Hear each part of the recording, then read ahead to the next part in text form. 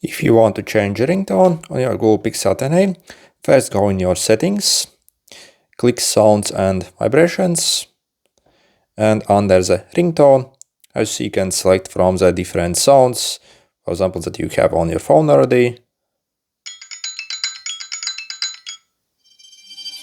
And then click save to apply the ringtone. Also, so you can change the ringtone volume here as well.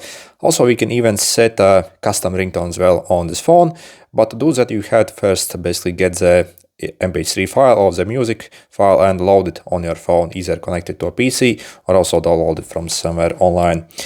So then, yeah, you simply go in your Files app to do that. And in the Files app, so you go over here in the audio, find the song that you just uploaded basically to your phone, open it up, and click these three dots here and select Set as Ringtone. So I see the song is now set as your ringtone as well. Okay, good luck.